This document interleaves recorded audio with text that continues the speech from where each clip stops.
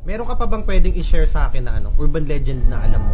Meron isa. Kasabay ito nung unang kinuwento ko eh. Bale this time, yung setting naman nito, may dalawang bagong kasal. After ng kasal nila, siguro medyo gabi na yon. Yung honeymoon nila, nakaset siya sa isang medyo malayong lugar. Magkakalayo. Okay. Yung mga lugar. Tapos nung gabi na yon, sobrang lakas ng ulan. Sobrang lakas ng hangin. Kakotse sila, di ba?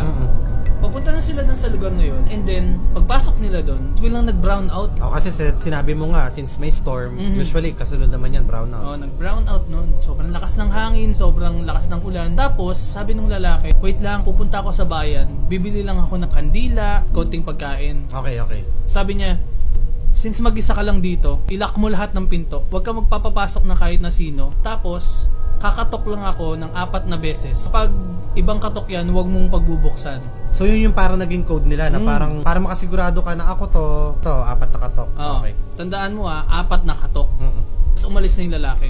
Ang lakas ng ulan sobra. Nagantay yung babae after 5 minutes, 10 minutes, 15 minutes, hanggang sa umabot sa 1 oras. Wala pa rin yung lalaki. So hindi pa rin dumarating. Hindi pa rin dumadating. Pero yung ulan, ang lakas pa rin, yung hangin sobrang lakas. Ngayon, after 1 hour and so, siguro 1 hour and 30 minutes, biglang may kumatok. Pero medyo dahan-dahan. Yung katok, 1, 2, 3.